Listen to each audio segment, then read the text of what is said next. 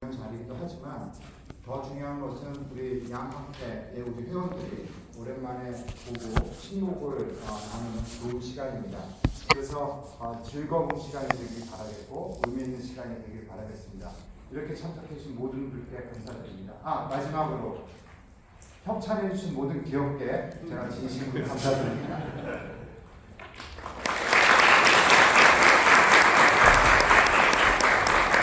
네, 회장님 감사합니다. 다음은 공동 주최하는 대한상학수도학회 회장님이신 김건아 회장님께서 환영사를 해주시겠습니다. 큰 박수로 맞이 부탁드리겠습니다.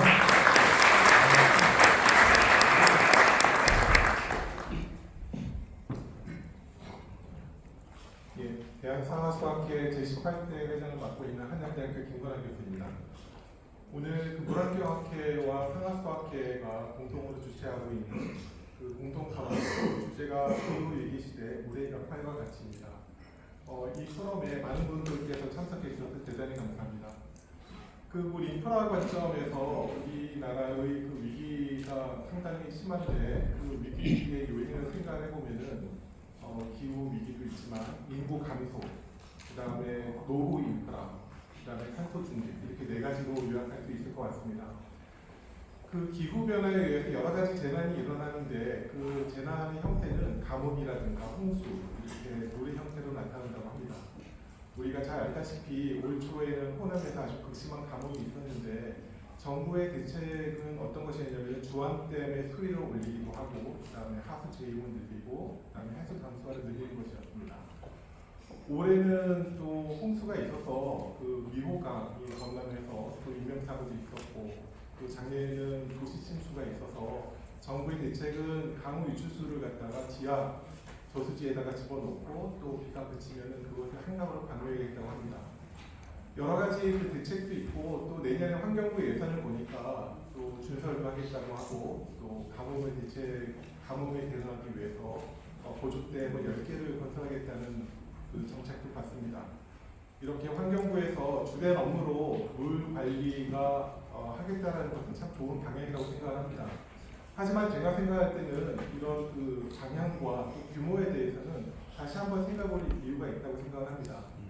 우리가 해외 사례를 많이 보게 됐을 때 싱가포르의 사례를 많이 연구를 하는데 싱가포르 같은 경우는 잘 아시겠지만은 산소 공급을 할 때 4가지의 수건을 쓰고 있습니다. 17개의 저수지에서 물을 가져오기도 하고 말레이시아에서 물을 수입하기도 하고 또 해수 담수화가 40%입니다. 공급을 하는 40%가 해수 담수화를 하고 있고 또 하수 재이용이 40%인데 60%가 늘리겠다고 합니다. 그렇다면 비가 한 방울이 오지 않더라도 이 국민들에게 물을 공급할 수 있게 됩니다. 또 우리가 잘 알고 있는 호주의 사례를 보더라도 호주는 가뭄이 있은 후에 상수 관망을 600km를 설치를 했습니다. 600km의 상수 관망을 설치한 비용이 6조 원이었습니다. 그 다음에 하수 재이용 설치 비용이 2조 원이었습니다. 8조 원의 돈을 들여서 가뭄에 대응합니다.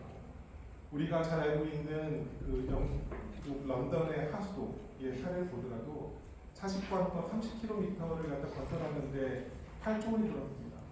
그 다음에 차식광터에서 들어오는 하수를 처리하는데 5개 하수 처리장을 용량을 건설하는데 1조 원이 들었습니다. 우리가 계속 서울에 있는 도시 침수를 예방하겠다고 얘기를 했을 때 시카고의 사례를 많이 얘기를 합니다. 시카고에 있는 타프 프로그램, 저수지와 터널 프로그램인데 타프 프로그램을 보면은 차직광거의 연장이 110마일입니다. 110마일은 170km입니다.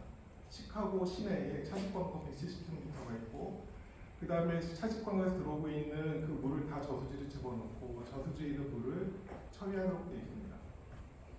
굉장히 또 중요한 사례로 들 수 있는 것들이 UAE, 아부다비에 있는 사례가 있을 텐데 아부다비는 지금도 건설하고 있습니다. 차식광거 40km를 건설하는데 5조 원이 들었고 그 다음에 하수 재이용 시 송수관소가 3조 원입니다. 펌프 시설이 2조 원이고 하수 처리장 증설하는데 4조 원이 들었습니다. 도시 하나에 15조 원이 들어서 이렇게 기후 재난에 대응하는 것들이 굉장히 많은 예산과 또 정책이 투입되고 있는 것을 볼 수 있습니다. 그렇다면 여기서 우리가 알 수 있는 것은 기후 재난에 대응하는 것은 3가지 방향으로 간다고 생각합니다. 수원을 연결을 하고 하수 재이용을 확대를 하고 그 다음에 차직 광고를 갖다 확대하는 것입니다. 우리나라가 그 계속 물산업을 갖다가 외국에 수출하겠다, 100조 원의 목표를 설정했다고 얘기를 하는데 세계 제일이 아니고 그 세계 제일을 갖다 쫓아가거나 아니면 선도해야 될 텐데 이런 부분에 다시 한번 생각할 필요가 있다고 생각합니다. 대한상하수학회에서 올 7월 달에 그 포럼을 열었는데 그 포럼의 제목은 커넥티드 워터벨트를 통한 2050 국토혁신이었습니다. 거기서 제시하고 있는 것은 우리나라에서 있는 워터그리드, 그 다음에 수소경제, 에너지 그리드, 그 다음에 의료 데이터를 어떻게 통합할 것인지에 대해서 제시한 바가 있습니다. 대한상하수학회에서 최근에 이제 집중하고 있는 세 가지 키워드가 있습니다. 세 가지 키워드는 노후 인프라에 대응하는 방법, 또 에너지에 대해서 대응하는 방법, 또 기후 재난에 대응하는 방법입니다. 이 수소 경제에 대해서 대한상하수학회에서 집중하는 이유에 대해서 간략하게 말씀드리고 싶은데 우리나라는 수출 위주의 제조 국가이기 때문에 탄소 중립 또는 ESG라는 것들이 아주 중요합니다. 여러 가지 재생 가능한 에너지를 저장하는 방법이 수소이기 때문에 에너지 그리드와 그 다음에 워터 그리드를 어떻게 통합하는지가 앞으로는 아주 중요하고 어떻게 국가 인프라를 건설할지가 상당히 중요하다고 생각합니다. 오늘 그 훌륭한 포럼을 준비해 주신 그 양학회, 그 학술위원회 또 오늘 참석해 주신 그 여러분들께 감사 말씀드리고 또 특별히 오늘 좋으신 그 탁월한 그 의견을 말씀해 주실 국가탄소중립위원회 김사겸 원장님, 또 국회미래연구원의 김영건 원장님께 감사 말씀드립니다. 대한상하수학회가 1986년에 설립이 됐습니다. 불안경학회는 한 살이 빨라서 1985년에 설립이 됐습니다. 거의 뭐 부록의 나이가 돼가고 있는데 이렇게 중견의 두 학회가 같이 공동으로 가장 중요한 학술대회를 여는 것은 아마 유례가 없을 것입니다. 그만큼 우리가 맞이하고 있는 그 물관리 기술과 정책 중요하다는 것이고 그만큼 양학회가 2인 3각 관계를 하는 마음으로 앞으로도 물관리 기술과 정책 세계 최고가 될 수 있도록 각별히 노력하겠습니다. 대단히 감사합니다. 네, 회장님 감사합니다. 다양한 사례를 들어주시면서 왜 물과 기후변화가 중요한지 말씀해 주셨습니다. 기조연설과 특별 강연을 모시기 앞서 잠깐 공지사항을 먼저 알려드리려고 합니다. 저희 이제 포럼에 몇 가지 질문이 있으셔서 말씀을 드리는데요. 저희 프로그램이나 내용은 2023 forum kswe.org에 접속을 하시면 저희 홈페이지 가시면 프로그램을 발표 자료를 받으실 수 있고요. 이제 그거는 유의해 주셨으면 좋겠습니다. 그리고 저희가 10순에 나와 있지 않은데 끝나고 나서 기념 촬영이 있습니다. 그래서 그리고 10권은 뒤에 나는 우리 사무국의 얘기가 있어서 그 부분 이제 참조하셨으면 좋겠습니다. 네, 그러면 정말 귀한 분 모셨습니다. 국가탄소중립위원회 김상혁 위원장님을 모시고 탄소중립, 녹색성장 전략과 물정책에 대한 고견을 듣도록 하겠습니다. 큰 박수로 맞이해 주시기 바랍니다.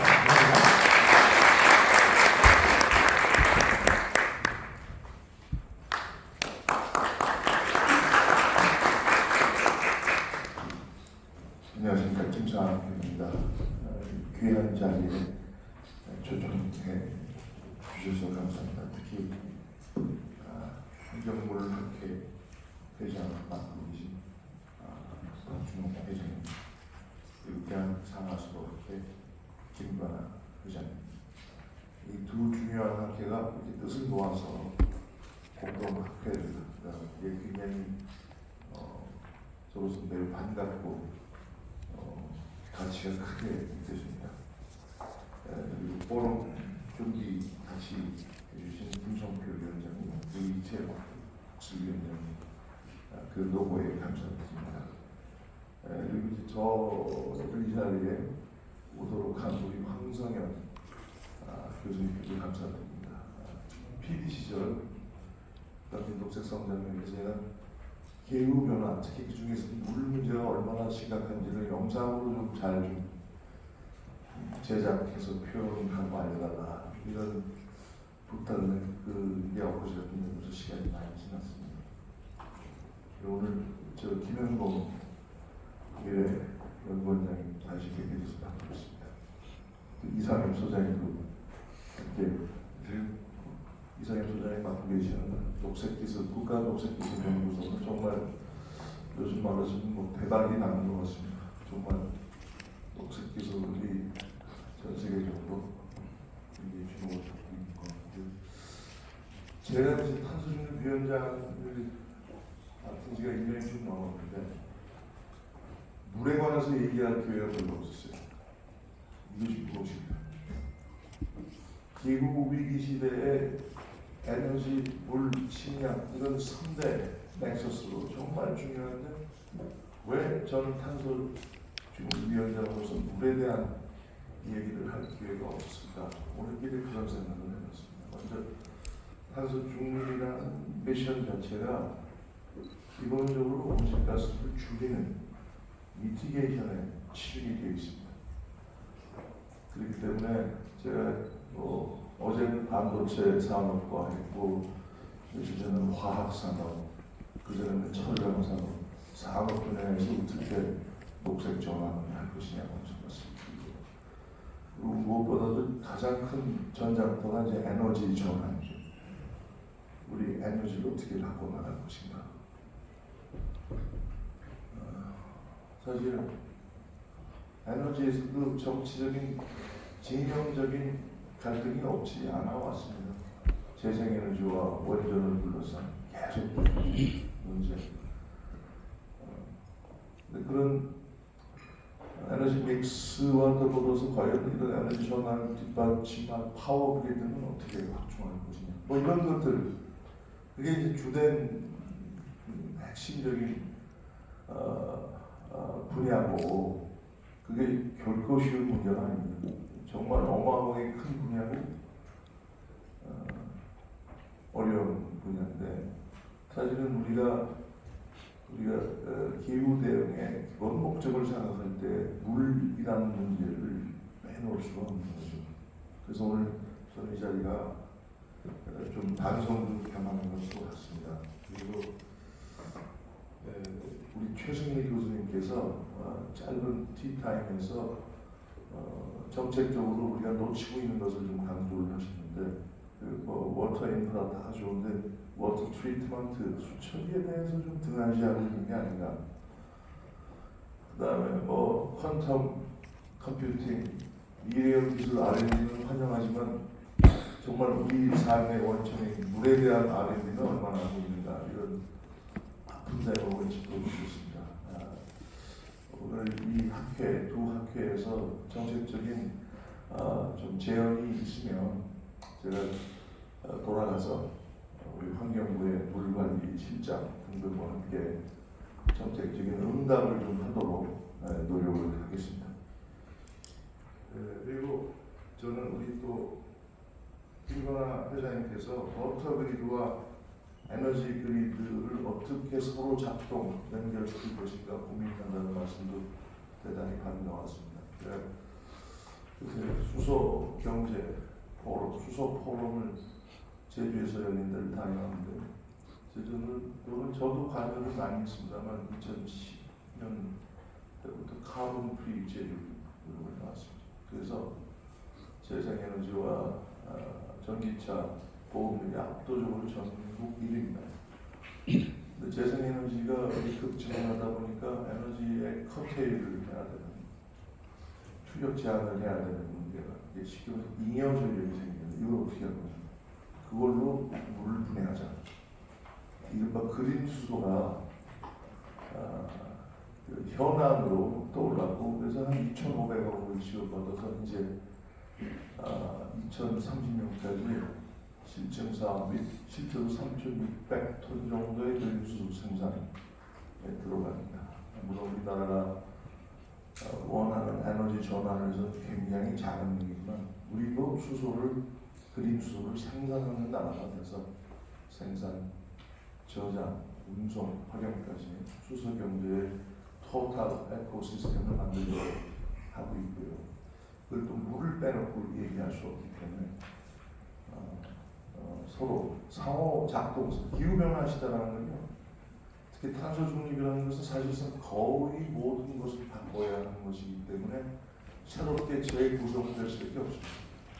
모든 요소들이 어떻게 탈탄소의 방향으로 재구성되고 또 새롭게 창조되느냐. 좀 거창한 말씀 같지만 사실 그렇습니다. 그런 방향으로 가야 되고 굉장한 시간과 노력과 도움이 필요합니다. 제가 원래 탄소 중립으로만 얘기를 해도 사실 몇 시간이 부족한데 오늘은 물 정책, 정부에서 환경부를 중심으로 고민하고 있는 내용을 좀 소개도 하고 제가 생각하고 있는 일단의 소견을 좀 말씀을 드릴까 합니다. 이게 여기서 어떻게 넘겨요? 아니면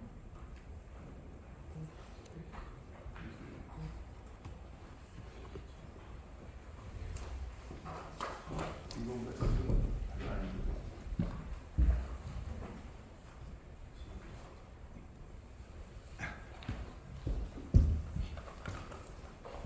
아마 그냥 다음으로 해주셔야 될 것 같습니다. 네. 그러면 한 4가지 정도 제가 아침에 조금 보완하다 보니까 타이프가 생기는데 다 아시는 얘기입니다만 워터가 얼마나 중요한지 좀 현장을 중심으로 말씀드리고 도시라는 것은 정말 중요한데 도시의 절대적인 키워드 그다음에 우리 정부의 물 정책 방향 그리고 최근에 사실 물 정책이 좀 지지부진하다는 그 대통령의 질책이 있었습니다. 그래서 제가 볼 때 솔직히 완전히 마음에 드는 건 아니지만 환경부가 몇 달간에 좀 업데이트한 거를 좀 말씀을 드리고 퍼스트 코리아라는 건 우리 탄소 중립 녹색 성장의 슬로건입니다. 미국은 아메리카 퍼스트인데 우리는 퍼스트 코리아 약간 뉘앙스가 다르다는 걸 느껴주시면 하는데 이런 글로벌한 난제 해결에 한국이 좀 퍼스트 무버로 역할을 하면서 한국이 좀 클래스가 다른 한국은 물론이고 국제사회에서도 빼놓을 수 없는 역할을 하는 국가로 가자. 이게 포스트 코리아입니다. 탄소 중립 녹색 성장이 그 시험대가 될 것이다. 다음 얼마 전에 방글라데시 대통령이 특사단, 공식 특사단이라기보다는 기획부 차관, 국회 상임위 의장 등등한 한 10여 명을 좀 한국에 보내서 저를 찾아오고 있어요. 근데 뭐 사실 이겁니다. 방글라데시가 사실 계속해서 경기 성장을 해오고 있는데 작년에 아주 큰 홍수가 있었죠. 국토 3분의 1 이상이 잠겼다. 그리고 뭐 400만 명이 기후 임팩트를 받았다. 그 이상이라고 하더라고요. 그런데 실컷 경제 성장을 하다가도 저는 기후 재난 한 방 얻어맞으면 그동안 덜어놓고 다 날아간다. 세계은행 등등으로부터 빌린 거 어렵게 구하는 건 절반 이상이 다 나가는 실정입니다. 그래서 서스테이너블 인프라 구축이 방글라데시한테 매우 중요하죠. 특히 한국의 워터 인프라 구축의 경험, 방글라데시가 지속적인 성장을 하려면 워터 인프라가 단단해지지 않고서는 안 된다. 그래서 제가 저랑 면담을 하고 K워터나 정책 담당자를 주선을 해준 바가 있습니다. 사실 세계은행이 이미 그 22억 달러가 넘는 이런 뉴 디벨롭먼트에서 차관을 제공했고 방글라데시에 대해서 제 수출은행이 향후 5년간 상당히 큰 규모죠. 30억 달러의 일종의 그 경협 증진 차원을 보냈습니다. 그리고 우리 ODA도 별도로 좀 편성 중이고요. 다음 부탁합니다. 제가 그 세계 지식 포럼에서 그 기후의 여러 가지 대응의 측면에서 대담을 한 적이 있는데 국제 적십자 연맹, 레드 크로스 그 반월이죠. 적십자 반월 연맹이라고 하는데 크레센트라고 부총재가 에콰도르인데 국제 적십자민을 제일 힘들고 바쁘게 만드는 게 이제는 기후변화가 됐다. 구호 활동이 전부 기후재난으로 발생하는 것들이 그날도 저랑 하는 그 전날 리비아에 대홍수가 났었어요. 밤새 잠을 한 잠도 못 자고 왔다 그러더라고요. 보시다시피 실종자가 10,000명이 넘는다. 그 외신이 바로 그 사람 입을 통해서 나가더라고요. 그래서 기후대응이 이제는 정말로 큰 공동의 이슈라는 게 저는 적십자민을 통해서도 확인할 수 있었습니다. 그리고 가장 기후전환의 실질적인 임팩트는 물 관련 디자스터다. 동의하실 것 같습니다. 다음 부탁드립니다. 이 사우디가 지금 요새 관심을 모으고 있죠. 근데 제가 이제 사우디나 UAE 카트들을 좀 보면은 에너지 전환, 에너지를 오일, 가스로 돈을 벌었는데 이걸 어떻게 바꿔보냐, 어떤 미래 도시로 갈 것이냐. 사실 그 내부에 이제 물이라는 게 있습니다. 물 자체가 지하수만으로는 구하기가 어렵기 때문에요. 저한테 UA에서 매년 오는 게 인공 강우 전문가를 소개해달라 뭐 이렇게 하는데 이 제다의 경제 도시 네옴시티 모든 물이 사실은 이슈입니다. 그래서 대규모 해수 담수화 플랜트를 추진 중이고 수자원 환경농업부에서는 500억 달러 이상의 수자원 프로젝트를 추진 중이라고 듣고 있습니다. 네, 지금 말씀드렸듯이 이제 지금 여러 가지 세계가 뭐 지정학적 갈등 등등으로 어렵지만 다보스 포럼에서 매년 글로벌 리스크 리포트라는 걸 발표하고 저도 한때 여기 이 포럼의 카운슬 멤버였는데 지금 글로벌 리스크 리포트는 18년째 발간이 되고 있습니다. 매년. 근데 제 기호는 10여 년 넘게 기후변화가 탑 오브 탑 리스크입니다. 뭐 여기에는 뭐 그때 돌발적인 이슈들이 있죠. 재작년에는 팬데믹이 굉장히 상위권을 차지했고, 뭐 금융 위기, 뭐 이제 해킹 등의 그 테크놀로지 관련한 위기 뭐 등등이 있지만 여기 녹색이 전부 기후 관련된 이슈인데요. 압도적입니다. 이 다보스 포럼은 아시다시피 세계 정치, 경제, 비즈니스 리더들이 모이고 리스크 맵이 형성되는데 리스크 맵을 만든 이유는 저 리스크를 피하자라는 수동적인 차원으로도 저 리스크 속에서 새로운 기회를 찾자 그런 요소가 더 커요. 뭐 하여간 그런데 보면은 워터 크라이시스가 이번 슬라이드에서는 잘 안 보이는데 워터 크라이시스는 초록색이 아니라 빨간색으로 표시됩니다. 빨간색은 이제 5가지 카테고리로 분류하는데 경제적 리스크, 환경적 리스크 녹색이고 지오폴리티컬 리스크는 오렌지색이고 소시에탈한 이슈는 빨간색, 그다음에 기술 관련한 리스크는 보라색인데 워터 크라이시스는 빨간색으로 표시되어 있어요. 기후 변화 때문에 생기는 이슈인데 제가 다보스 포럼 리포트 만드는데 왜 그렇게 있느냐 했더니 물 문제는 이미 너무 심각해져서 사회 갈등 이슈로 되어 있기 때문에 에너지 이슈는 초록색으로 있어요. 그런데 물 문제는 사실은 모든 국가가 그러지 않지만 물 문제는 해당되는 국가에게는 아주 중요한 사회 이슈로까지 커졌다는 뜻이라고 합니다. 다음 페이지입니다. 제가 이제 그 MB 정부에서 미래비전 비서관, 그 다음에 녹색성장기획관 등을 할 때 보진 않았고 퇴임하고 이 책이 있다는 걸 알고 읽어봤습니다. Politics of Climate Change. 제가 겪었던 일들이 너무도 알고 마치 보고 썼다는 듯이 생생하게 와닿았는데요. 기후변화라는 게 기본적으로 전례 없는 이런 인간이 만든 큰 변화고 이거는 도시 문명을 포함해서 인간의 존재 자체를 위협하기 때문에 새로운 정치가 필요하다 이런 거였습니다만 이 사람이 이제 도시에 관해서도 대표적인 사상가는 일가견이 있습니다. 도시라는 것은 우리 모던한 문명에서 시간과 공간을 압축시켜놓은 것이다.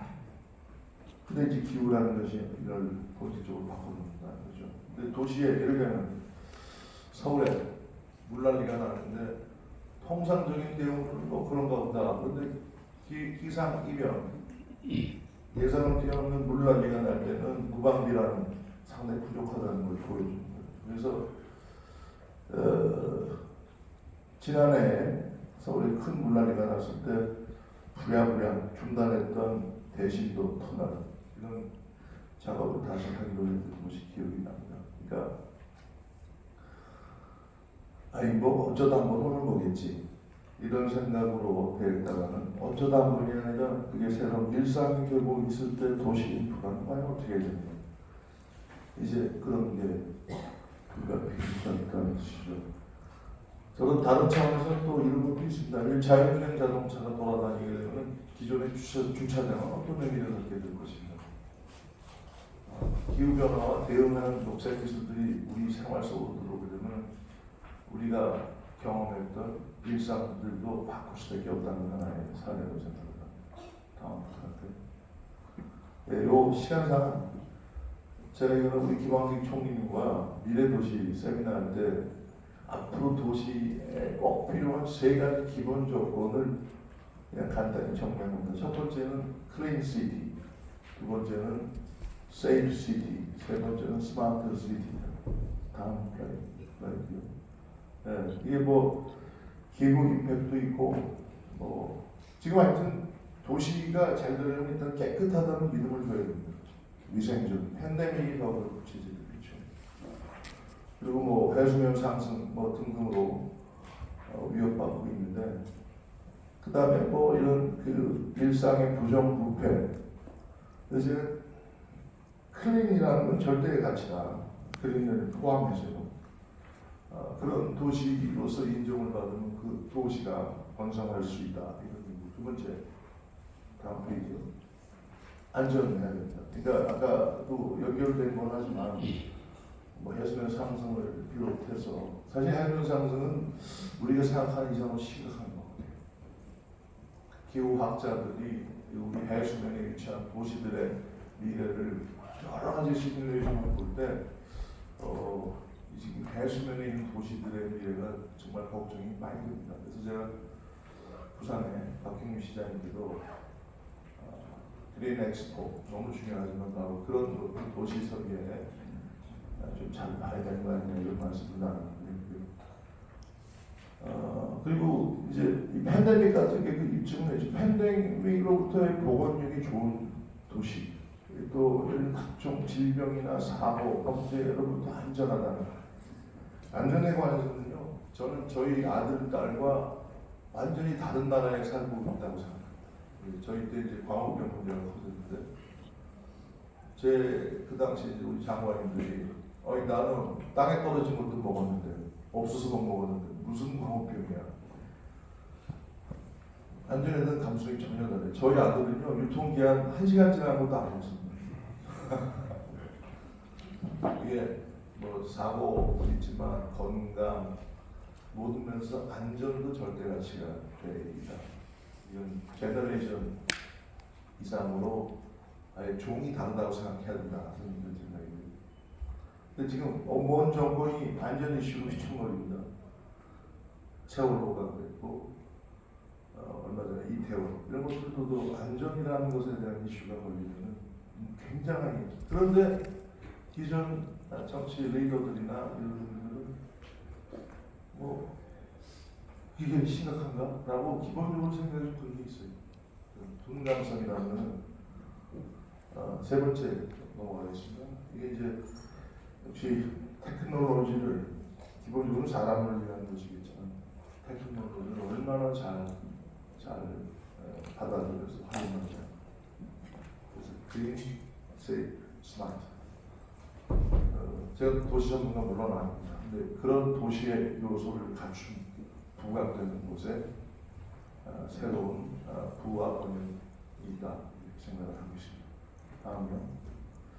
이제 물 정책 여건은 이미 사실은 아실 것 같아서 좀 짧게 넘어가겠습니다. 빠르게 넘어가지 않다면. 그러니까 홍수, 가뭄, 수질, 오염, 물위기 동시에 발생 다 하신 일이고요.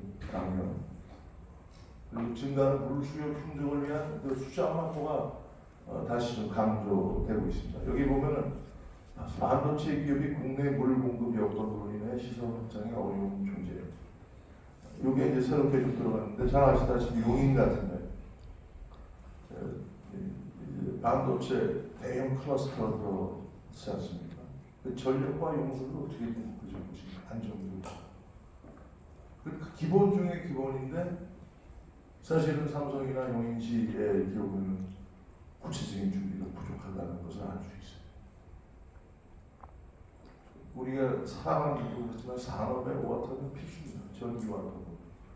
근데 그 수요가 어마어마합니다.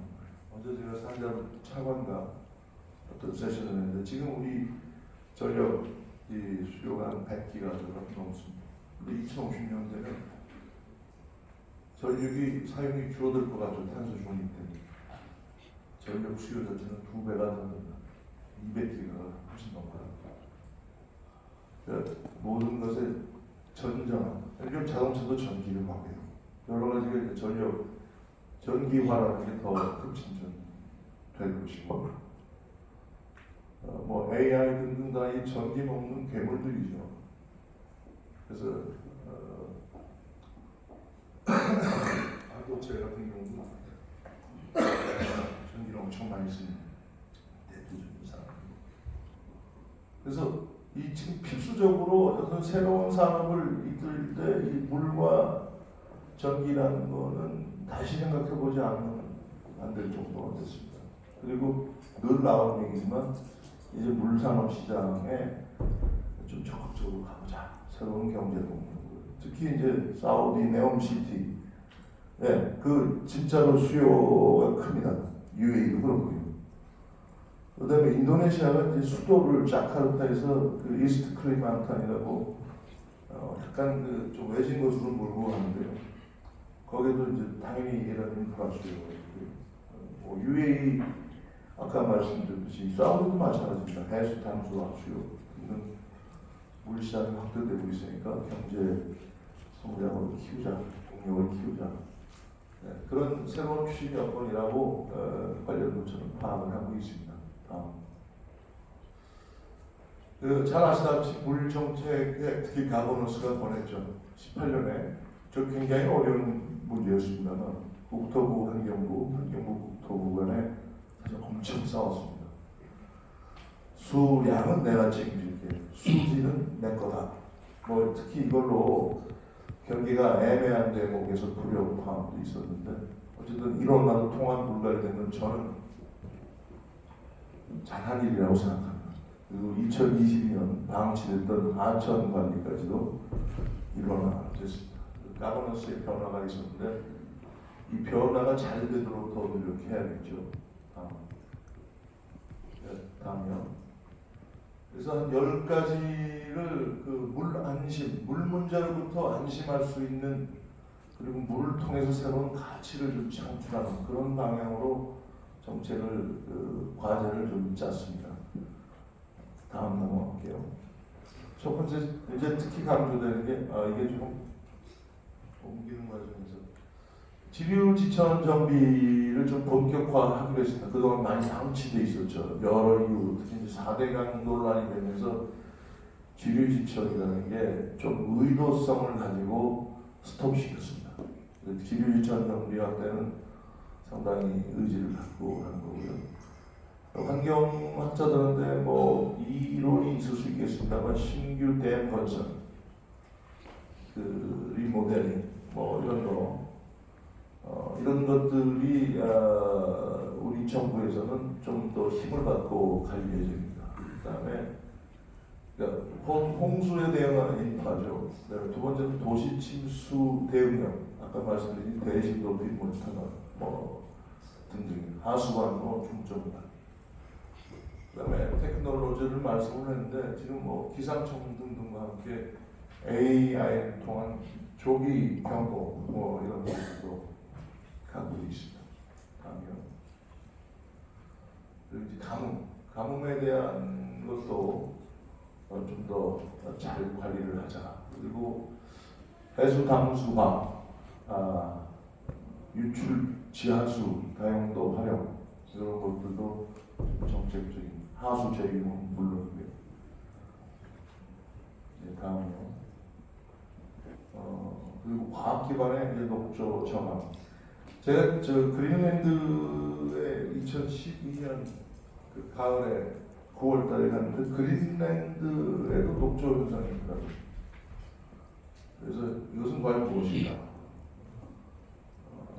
그린랜드가 원래는 이 바이킹들이 그린랜드는 사람이 살지 못할 곳이니까 이름을 그린랜드로 붙여서 거기 가도록 해서 사람을 죽게 하고 적들을 아이슬란드는 살만하기 때문에 오지 못하게 하려고 아이슬란드로 지었다 이런 말을 들은 적이 있는데 그린랜드가 9월달 가니까 육지는 정말 그린입니다. 그리고 이제 그 빙하가 막 무너져 내리는 것도 볼 수 있었고 그런데 이제 제가 그 육상에 있는 이 개울 같은 데는 녹조가 있는 그런 것도 보기도 했어요. 어쨌든 과학적으로 녹조 문제를 좀 해결을 하자. 그리고 수질 오염에 관한 컨트롤 타워 통합방재센터를 이제 구축을 하자. 네, 이제 사실은 이거 너무나 당연한 얘기지만 이게 왜 과제 제목으로 나올지 모르지만 물 정책의 과학을 좀 더 보강하자는 겁니다. 원래 그래야 되는 거 아니었나요? 물 정책에 다른 것들이 들어와 있었던 게 아닌가. 저는 과학, 한미 그게 물 정책의 중심이 되어야 된다고 생각합니다. 그래서 이런 학회 말씀들이 너무 중요하다고 생각하고요. 자, 다음. 네, 삼수도 전 과정의 안전관리 강화. 시간상 제목만 일단 넘고 가겠습니다. 다음. 그리고 이제 모든 지역에 골고루 물 혜택이 돌아가도록 하겠다는 부분. 다음은 그리고 취약 지역에 대한 안정적인 물 공급. 다음 페이지입니다. 그리고 하천 시설 연계 운영, 댐, 보, 하부 등을 이제는 그 획일적인 보호 운영 방식에서 좀 넘어서서 사실 워터 커넥션을 하겠다라고도 좀 볼 수 있겠습니다. 다음. 물 자원을 위한 탄소 중 이제야 나옵니다. 탄소 중립의 직접적인 거는 그래서 유기성 폐자원, 바이오가스를 하고 이걸 갖고 청정 수소 생산을 하도록 지원하겠다. 그리고 이제 수열 에너지도 이제 열 에너지 차원에서 우리가 새롭게 좀 주목하고 있는 겁니다. 수상 태양광 같은 경우는 다 잘 아시는 거고요. 그러니까 물 정책에서 탄소 중립 원칙까지 감축에 기여하는 비중은 상대적으로 낮습니다. 물 자체는 다음에 물 기술 자립화, 그러니까 초순수 생산 기술을 이제 우리 국내 주도로 해보겠다. 이건 이미 언론들 많이 나왔고요. 저는 그리고 물이 사실은 한국한테 물 관련한 협력을 하자, 물 프로젝트를 키우자는 요청이 굉장히 많습니다. 이걸 어떻게 제대로 소화하느냐, 그러니까 중요한 과제가 될 거라고 생각합니다. 이거는 뭐 베트남도 그랬고요. 중동은 이미 그런 일들이 있고 중남미, 남아시아 등등 물 문제에 고민 없는 나라 별로 없습니다. 그리고 뭐 아주 첨단 기술은 좀 논외로 하더라도 워터 인프라 이런 걸 한국이 상당한 경쟁력을 가질 수 있다 이렇게 생각을 하고 있습니다. 다음에 뭐 이런 방향이고요. 이제 탄소 중립 녹색 성장은요 누가 뭐라고 하지 않아도 안 하면 안 되는 글로벌의 표준 언어가 되고 있습니다. 세계 어디를 가든지 저걸 갖고 고민을 하고 있습니다. 아까 일본 말씀드렸죠. 일본이 이제 여기다 150조 엔을 일본으로서 좀 드문 일입니다. 잃어버린 일본을 만회하기 위해서 녹색 성장에 대대적으로 투자를 하겠다고 나서고 있고요. 미국 바이든 IRA 법에서 아시다시피 역대 최대 규모의 재정 지출, 텍스 크레딧 형태죠. IRA 법을 가동을 해서 사실 저거는 트럼프가 와도 사실 고치기 힘들 정도로 상당한 지금 진도를 뽑아나가고 있습니다.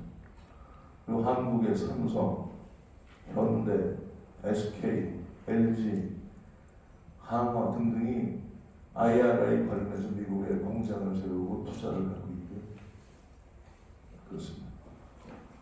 중국은 저런 거 친환경에 관심이 없겠다고 생각할 수 있지만 중국이 사실 세계의 재생에너지와 전기자동차 생산 1위입니다. 중국의 투자와 기술 발전 속도는 상당한 수준입니다. 해상 풍력 같은 경우는 한국보다 저만큼 앞서 있습니다. 자, 넘어가고요. 이제 주류가 되고 있고요. 근데 이제 저는 말씀드리고 싶은 게 이런 거죠. 이거 이제 뉴욕에서 우리 대통령께서 카본 프리 얼라이언스 무탄소 연합 구성을 제안하시고 저는 이틀 뒤에 그 가운데 앉은 사람이 UAE의 알자베르 장관으로 이번에 COP28 기후변화 당선 총회를 이제 담당 의장 초청으로 정말 여러 나라 분들이 에너지 전환 고위급 회의를 했습니다. CF 연합에 대해서 생각보다 많은 국가들이 미국, 영국, 중동 국가, 또 일부 개동 이런 재생에너지뿐만 아니라 원전 주소 할 수 있는 모든 무탄소, 저탄소 에너지를 테이블에 올려놓자는 우리 구상의 찬동. 제가 여기 이쪽에 있습니다. 좀 가운데 그런데 제가 그걸 드리려고 말씀드리는 게 아니고 이 알자베르가 UAE 사람 아닙니까? 사막에 있는 사람이잖아요. 돈이 많은 사막의 나라죠.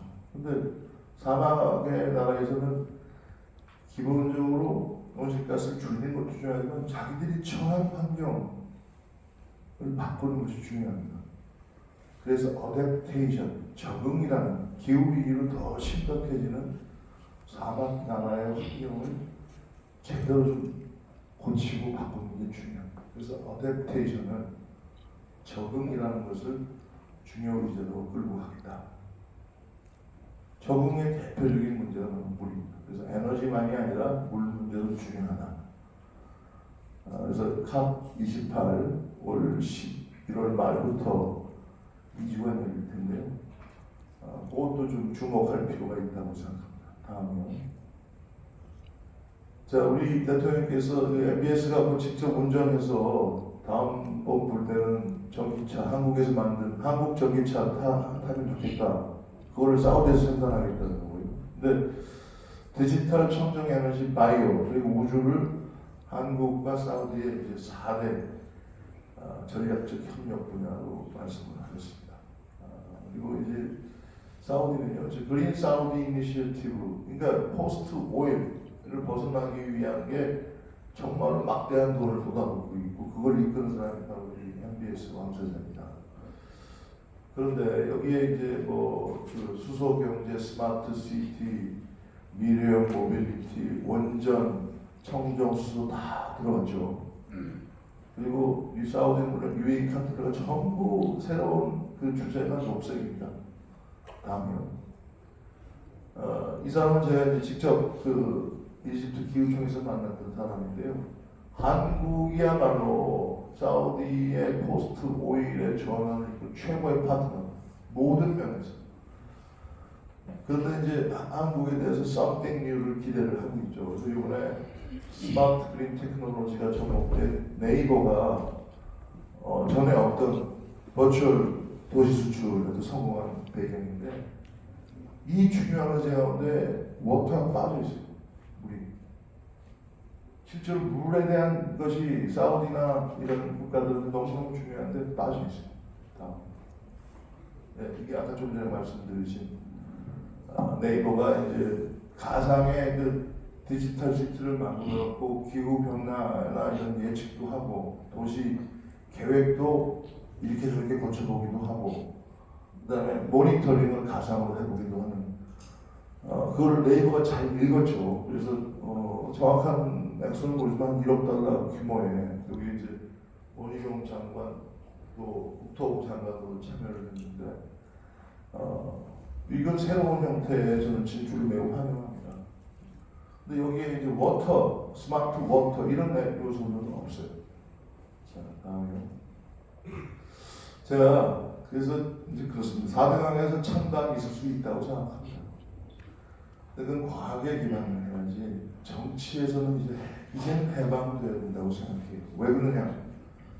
4대강이라는 것이 정치 쟁점이 되면서 물이라는 것이 국가의 중요 정책 테이블에서 사라졌습니다. 물 정책을 크게 다루는 것에 대해서 정치적 부담을 느끼고 물 문제가 왜곡될 수 있다는 그런 생각 때문에 물 문제를 본격적으로 거론하지 않아요. 왜 물 R&D가 이 모양이냐는 말씀 따끔하고 그런데 바로 그런 문제가 있습니다. 왜 UAE, 사우디와의 거대한 포스트 오일 그린 프로젝트를 할 때는 물이라는 것은 중요한 전략적 의제가 되지 않았을까? 상대방의 니스도 있지만 그리고 우리나라에도 가까이 물 관련한 문제가 산적되어 있는데 왜 이거는 국무회의 테이블에 제대로 올라가지 않을까? 자, 이제는 물 문제를 객관화해야 된다고 생각합니다. 그게 바로 우리 학회 두 학회 교수님들 전문가들께서 편견 없이 물 문제가 차지할 위치에 제대로 위치시킨 것부터 돼야 된다고 생각합니다. 제가 물에 대해서 전문가가 아닙니다. 물에 대해서 근데 저는 굉장히 단순한 소박한 생각을 하고 있습니다. 물 정책의 기본 일단 물이 있어야 물 정책을 세울 수 있다. 근데 이걸 되게 소홀히 하는 분들도 많이 봤습니다. 일단 물 정책의 기본은 물이 있어야 된다. 물이 있도록 해야 된다는 것이 물이 부족한 나라한테는 엄청나게 중요한데 그 물이 중요성을 제대로 인식하지 못하는 것 같아요. 두 번째, 저번 제가 자주 하는 말이에요. 대체 에너지 있죠. 그리고 제가 이번에 미국 갔더니 얼터너티브 프로틴 해가지고 대체 단백질. 근데 물을 대체할 수 있는 게 없어요. 물을 대체할 수 있는 것은 물밖에 없습니다. 세 번째, 그리고 그런 면에서 뭐 자연으로 돌아가다 뭐 멋진 말이긴 하지만 물은 방치가 아니라 관리가 필요하다. 저는 이제 물에 대해서 보는 이 세 가지를 기본으로 삼고 있습니다. 끝인 것 같아요. 다음인가요? 예. 그래서 지금 한국 퍼스트 코리아로 갈 때 여러 가지 충족시켜야 될 요건들이 많습니다. 이게 좀 긴 시간을 버티는 인내 작업, 기술 혁신, 긴 호흡의 기업가 정신, 글로벌 인재 육성. 원래 이런 것들은 키워줘야 되는 게 정치 본연의 역할인데 그 정치인들만 맡기기 어렵고 이제 함께 이 이네이블링 해 나가야 할 수밖에 없겠다. 그래서 아까 제가 그 기든스를 모두에 소개시켰는데 기든스가 얘기하는 기후 변화 시대 리더십이 바로 함께 힘을 모으는 enabling 리더십이라고 요약할 수 있겠습니다. 이제 마지막입니다. 예. 그래서 대한민국이 이제 대한민국은 물론이고 세계를 위해서 제대로 할 수 있도록 그 스피드, 스케일, 레벨을 키울 수 있도록 우리 두 학회 그리고 우리 한국의 물과 관련된 모든 분들의 역할을 기원합니다. 감사합니다. 여기까지 드리겠습니다. 네, 감사합니다. 저희한테 전달해 주시고 많은 얘기, 특히 이제 스마트시티 얘기해 주셔서 감사드리고요. 다음은 국회미래연구원의 김영구 원장님께서 나와주셔서 미래사회 전망과 21세기형 미래 전략에 대해서 특별 강연을 해주시겠습니다. 큰 박수로 맞이해 주시기 바랍니다. 감사합니다.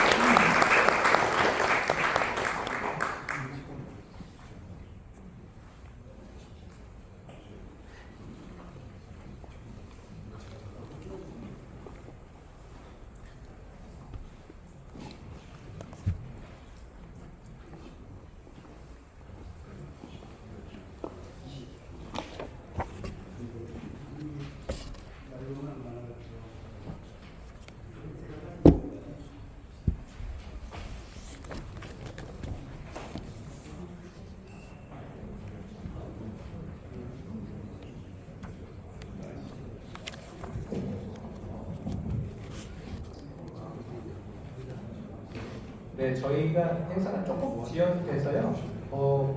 이제 특별강 끝나고 바로 식사 장소로 가겠습니다. 그거는 아까 말씀드렸던 사진 촬영을 안 하고 바로 진행하도록 하겠습니다.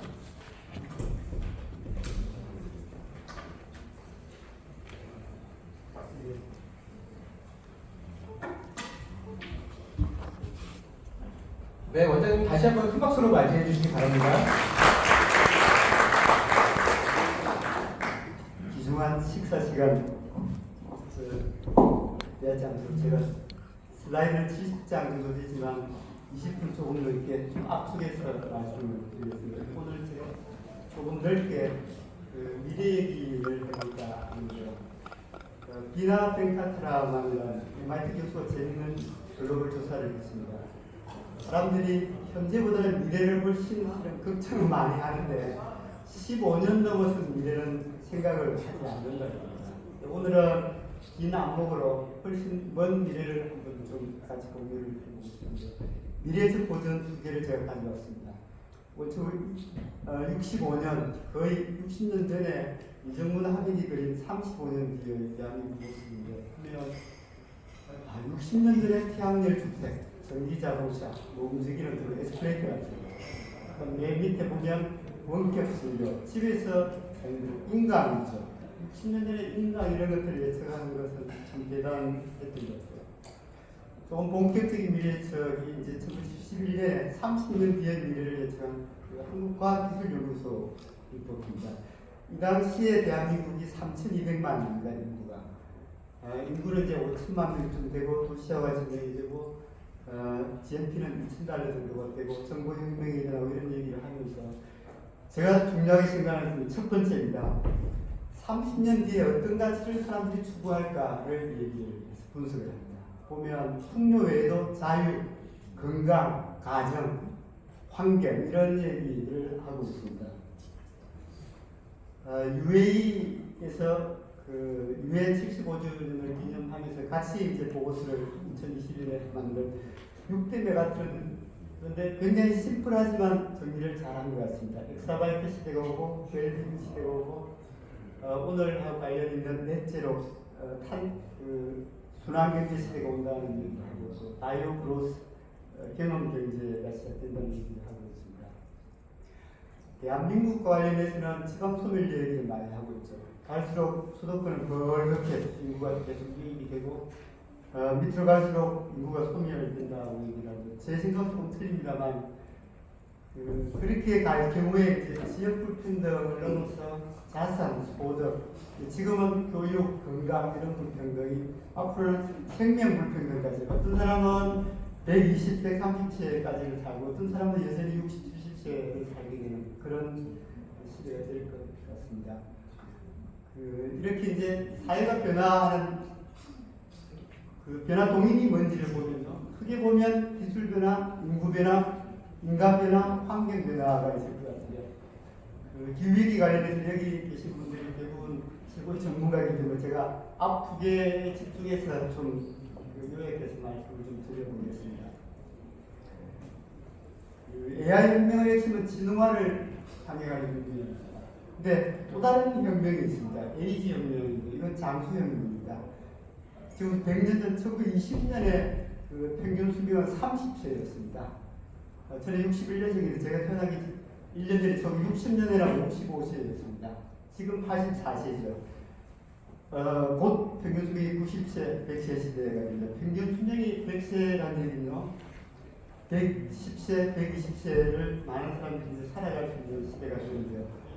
우선 AI 혁명으로 왼쪽의 실제 현실 세계를 데이터화하고 시스템화한 오른쪽 디지털 트윈 세계가 밑에 있는 것처럼 실시간으로 좀 더 자유롭게 상황인지 모니터링, 가시화, 분석, 진단, 시뮬레이션 이런 것들이 쉽게 가능해질 것 같고요.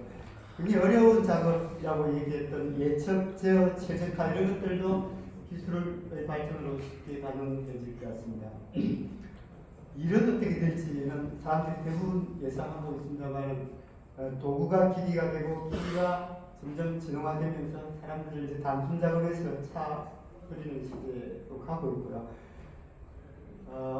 세계경제 포럼이 그 재밌는 보고서를 2년 단위로 계속 발간을 하고 이게 이제 두 번째 보고서인데 2018년도에 사람의 노동과 기계의 노동을 비교를 해봤더니 2018년 당시에는 이게 7대 3 정도로 나옵니다. 근데 이제 4년 뒤를 예측을 합니다. 이미 과거가 되었습니다만 2022년에 이제 인간의 노동 비중은 6 정도, 기계의 노동 비중은 4 정도로 변화할 거다라고 얘기를 합니다. 아마 제 개인적인 예측은 2030년쯤 되면 이게 3대 7 정도 역전되지 않을까 하는 생각이 들고요.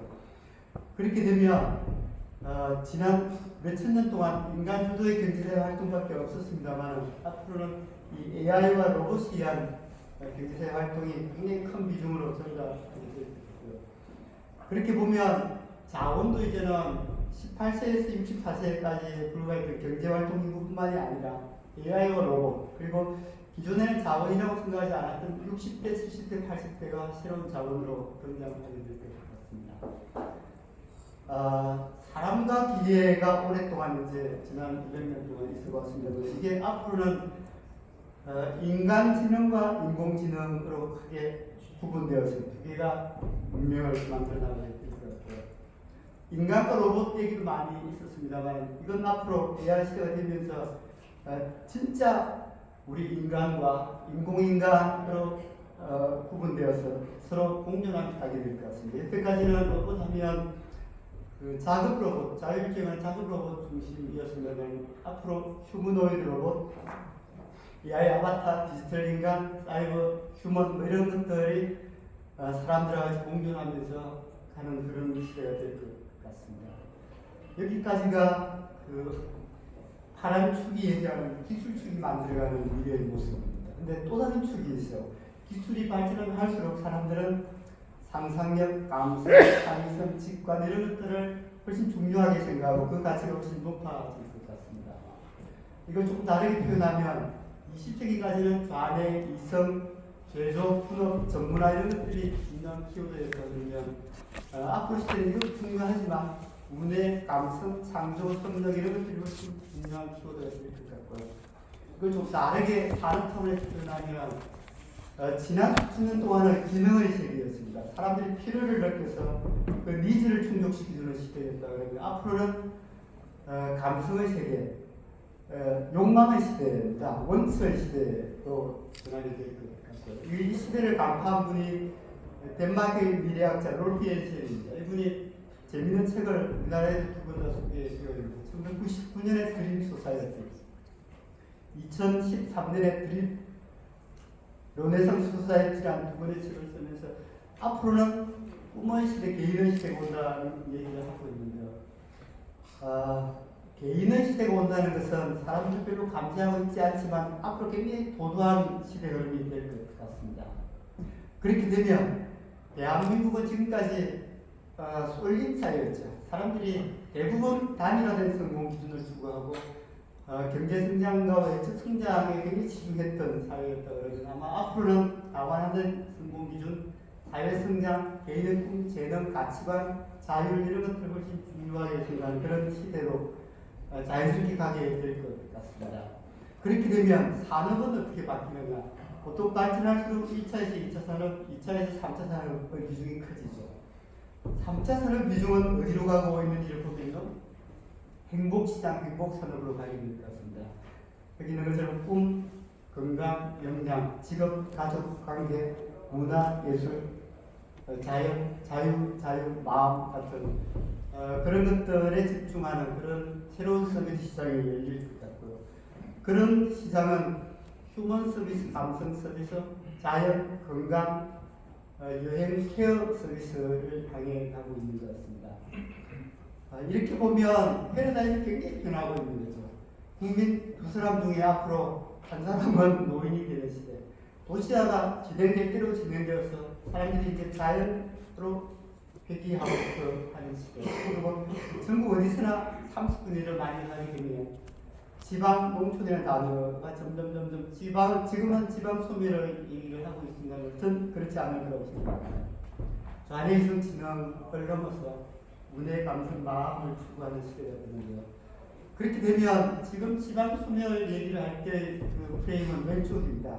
도시 대 농촌, 도시 대 지방. 이건 이제 우열 승패 프레임입니다. 도시를 좀 더 낫다고 우월하다고 보는 프레임입니다만 전 바꿔야 된다고 생각합니다. 무엇보다는 도시 대 자연, 도시 대 휴먼 프레임으로 바꾸면 지방 지역의 가능성이 훨씬 커질 거라고 생각합니다. 이렇게 기술 축과 휴먼 축이 바꾸는 미래의 그 한가운데 우리 사람이 있는데요. 사람의 변화를 제가 간략하게 좀 요약을 해보면 우선 인구 구조입니다. 저희들 태어날 때는 1년에 100만 명씩 태어났습니다. 지금 25만 명 태어나고 딱 4분의 1로 줄었어요. 65세 이상 950만 명을 넘어섰습니다. 이제 노인 인구 1천만 명씩 되고 올해가 가기 전에 아마 만들어지게 될 것 같고요. 제가 태어날 때 우리 어릴 때는 7인 가구, 8인 가구, 9인 가구, 10인 가구가 보통이었습니다. 지금 1인 가구만 해도 35% 가까이 됩니다. 1인 가구, 2인 가구를 합하면 3분의 1입니다. 어마어마한 인구 변화가 일어나고 있는 거고요.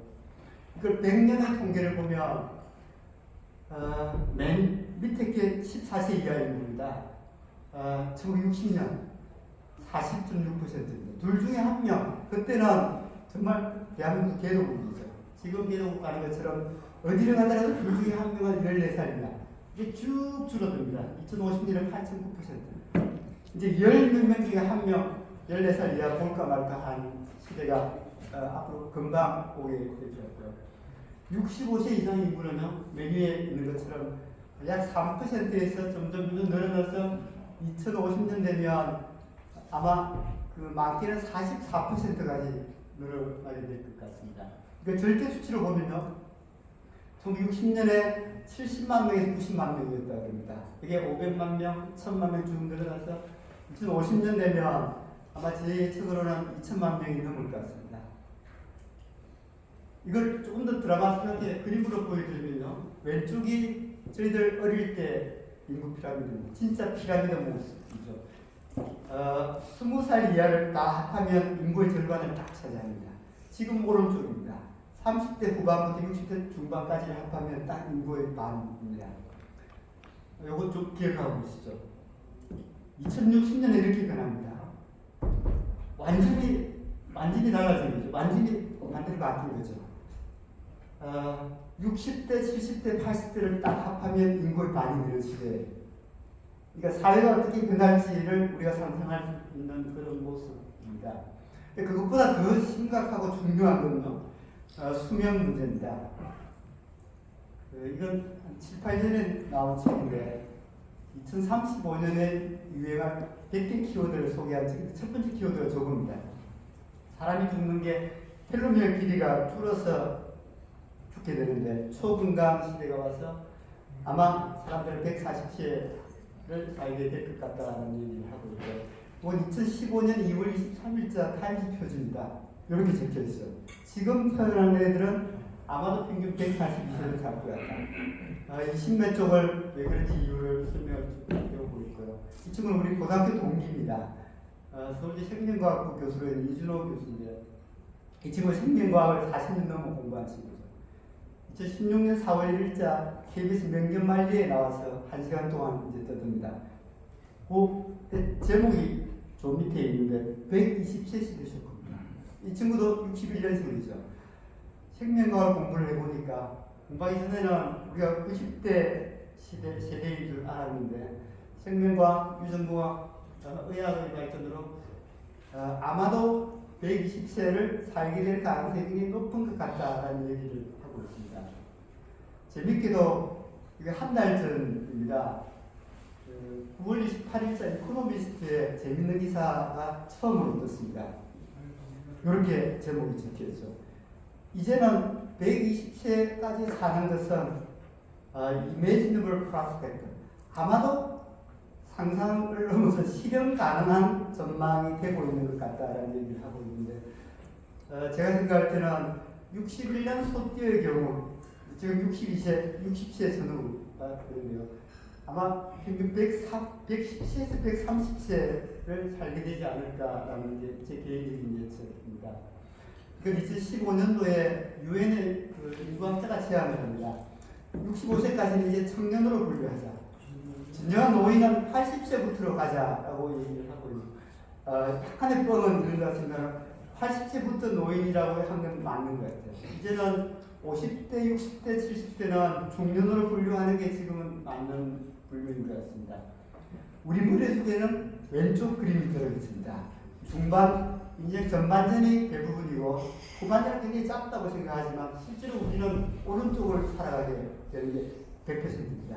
전반전보다 같거나 훨씬 길 수 있는 후반전이 우리를 기다리고 있고 그렇기 때문에 학습하는 것이 정말 중요하다고 생각을 하고요.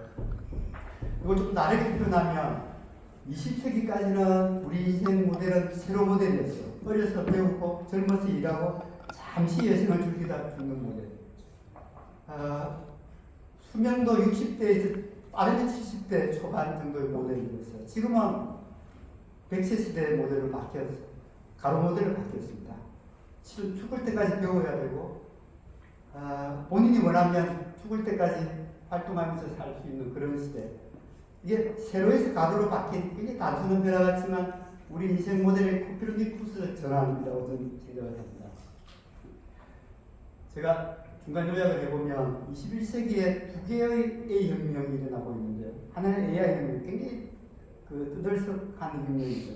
개인 차원에서는 오른쪽 혁명이 훨씬 중요한 혁명입니다. 훨씬 더 진지하게 우리가 대응을 해야 되고요. 이걸 사회 시스템 관점에서 좀 요약을 해보면 아까 말씀드린 것처럼 중위연령 우리가 0세부터 쫙 줄을 세워보면 딱 한가운데가 1980년에 21.8세, 22세입니다. 청년대학민국이었습니다. 1980년만이죠. 지금 44세, 즉 40년에 55세로 바뀝니다. 딱 가운데 연령이 55세라는 얘기는요. 어마어마한 이제 노인 중년 대한민국으로 가게 되는 거죠. 이걸 우리가 받아들이고 맨 밑에 있는 로봇 수도 굉장히 중요합니다. 휴머노이드 로봇이 대부분 됩니다만 제 개인적인 예측은 2040년쯤 되면 아마 우리 핸드폰 쓰듯이 2천만 대에서 4천만 대의 아까 말씀드린 인공인간이 우리와 같이 공존하면서 우리를 도와주면서 살아가게 될 가능성이 굉장히 클 것 같고요. AI 인프라가 만들어지고 교육이든 노동이든 의료든 산업이든 경제든 관계없이 큰 모든 곳에 AI 기반의 플랫폼과 시스템들이 만들어지고 여태까지는 이게 이제 가장 중요한 사회 시스템이라고 할 수 있는 교육, 노동, 복지 그때까지는 따로따로였습니다. 근데 앞으로는 데이터와 AI 기반으로 이게 연결돼서 개인 역량 강화, 돌봄, 보건의료, 일자리 이런 것들이 굉장히 스무스하게 이루어지는 그런 시스템이 될 것 같습니다. 그리고 인간과 로봇이 공존하면서 휴머니즘을 굉장히 강조하고 순환 경제가 이루어지고 성숙 사회로 가게 될 것 같은데 이런 이제 사회 변화를 저희들이 보면서 저희 연구원에서 대한민국이 걸어온 길과 걸어오지 못한 길을 이제 정리를 해봤습니다. 위에 있는 것처럼 국가주도의 성장, 경제 성장, 효율성 추구 이런 것들은 우리가 걸어왔던 길에 비해서 개인 성장, 환경 보존, 형평성 이런 것들은 굉장히 부족했던 겁니다. 우리가 추구해야 될 길인 거죠. 그래서 저희들이 미래 비전 보고서를 2021년도 말에 만들었습니다. 대한민국 앞으로 성장 사회에서 성장도 포함하지만 성숙 사회로 가야 된다라고 이제 제안을 하고 있는데요. 좀 깨질 잘 안 보이는데 국가주도에서 자유가 근거로 그리고 개인의 가치를 훨씬 더 중시해 주고 그리고 공동체를 지향하고 뭐 이런 지향점을 가지고 있는 성숙 사회를 저희들이 제안을 했는데요. 그게 4대 목표하고 12개 과제를 제안했습니다. 목표가 기존 거하고 좀 다릅니다. 위에 있는 것처럼 개인 역량 강화와 삶의 질, 더불어 사는 공동체 이걸 가장 중요한 목표로 내세웠습니다. 다른 정부 보고서하고 좀 다른 셈인데요. 그러면서 변화할 모습을 저희들이 제안을 했습니다. 특히 이제 가지 않은 길을 생각하면서 개인이든 우리 지방이든 우리 사회 전체든 새로운 미래를 준비하는 작업이 좀 필요한 것 같은데 그럴 때 필요한 것은 실은 강증 기반으로 우리 자기를 찾아보면서 가야 된다고 저는 생각을 합니다. 제가 대학에서 강의를 하면서 그 학생들한테 각자의 미래를 찾아갈 때도 강점 기반으로 가야 된다고 해서 제가 만든 자기 설명서입니다. 이거. 한 장을 종이를 가지고 나의 장점, 내가 행복할 때, 내가 가지고 있는 좋은 습관, 내가 하고 싶은 것 이걸 25개씩 적으면 100개의 텍스트로 된 나의 설명서를 이제 적을 수 있습니다. 그걸 적어보면 내가 미래를 어떻게 준비하고 어떤 일을 하면 좋겠고 이런 이제 밑그림 내지 힌트를 줄 수 있는 거죠. 지역도 마찬가지라고 생각합니다. 지금 지역 소멸에 대한 대한민국이 많이 얘기되고 있습니다만 저는 지역도 강점 기반으로 지방하면 또는 최고 임직이 뭔지를 부정적으로 보지 말고 긍정적으로 보면 자연, 건강, 휴식, 여유, 상쾌함, 깨끗함 이런 키워드들을 실은 만들어낼 수 있습니다. 마찬가지로 우리 사회 전체 차원에서 보면 대한민국이 가진 가장 중요한 강점은 뭔지를 보면 과거도 그렇고 현재도 그렇고 미래도 사람입니다. 실은 그 사람의 개인의 재능, 꿈 이런 것들을 키워주는 시스템이 지금보다 훨씬 더 강하게 만들어져야 하고요. 제 개인적으로는 미래의 성장은 기술, 환경, 사회변화, 인구구조변화 이런 것들이 만들어준다고도 얘기를 합니다만 가장 중요한 것은 실은 개인의 꿈이 이끈다고 생각하고 이걸 간파한 분이 헤겔이었습니다. 헤겔이 1821년, 지금도 200년 전에 법철학에서 이런 얘기를 합니다. 바람직한 국가란 국민 한 명 한 명의 재능과 꿈을 구체적으로 실현한 국가다. 이런 얘기. 이게 지금 대한민국에 굉장히 필요한 화두가 아닌가 생각이 듭니다. 그래서 그 정부의 전략, 국가 전략도 국정운영 관점이 아니라 이제는 국민 개개인 삶의 관점에서 만들어져야 된다고 생각을 해서 제가 개인적으로는 대한민국은 꿈사회, 공동체 사회, 그러면서 리스크에 대응할 수 있는 사회로 가야 된다는 얘기를 하고 있는데 이걸 개인 차원에서 보면 우리 인생의 가장 중요한 토대는 건강과 학습입니다. 그리고 우리 인생을 뼈대는 일이죠. 활동이죠. 이거를 사회전적으로 모아보면 제가 이거 은혜라고 한 거 제가 1분 정도 만들었습니다. 우리 국민들의 평생 건강, 평생 학습을 실은 쏟아주면서 평생 인역으로 갈 수 있는 시스템을 만드는데 여기에만 실은 모든 역량을 집중하면 밑에 있는 지금 우리 수많은 사회 현안들을 실은 차근차근 해결해 줄 수 있는 그런 좋은 도미노 효과를 만들어낼 수 있다는 생각을 좀 가지고 있습니다. 그래서 저는 이런 칼럼도 쓴 적이 있는데 대한민국이 단 하나의 국가 전략을 만든다면 저는 굉장히 엉뚱하게도 국민 건강 전략을 제대로 해야 된다라는 생각을 가지고 있고요. 오늘 모이신 물, 상하수도 이런 것들도 여기 중에 들어가야 될 것 같은데 두 번째 전략을 만든다면 평생학습 전략을 만들어야 된다.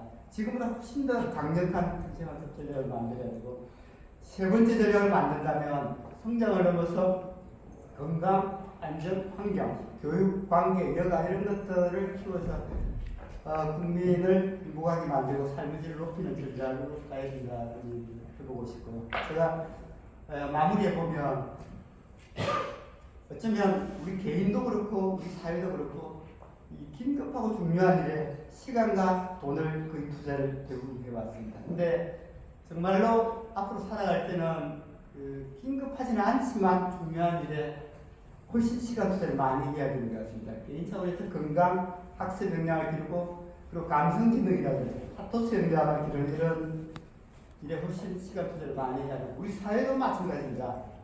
사회도 긴급하지는 않지만 중요한 우리 사회 구성은 각자의 건강, 학습, 자아실현을 도와주고 사회 구성원 간의 배려, 존중, 공정, 포용 이런 것들이 좀 넘쳐나게 만드는 시스템을 만들고 그러면서 창조, 혁신, 환경 이런 것들을 보호해주는 그런 시스템을 만들면 참 좋을 것 같습니다. 이게 제가 짧지만 공유해보고 싶었던 기존과는 다른 21세기형 미래준비 미래전략이었습니다. 제가 점심시간을 뺏어서 죄송합니다만 작은 도움이 되었길 바랍니다. 고맙습니다.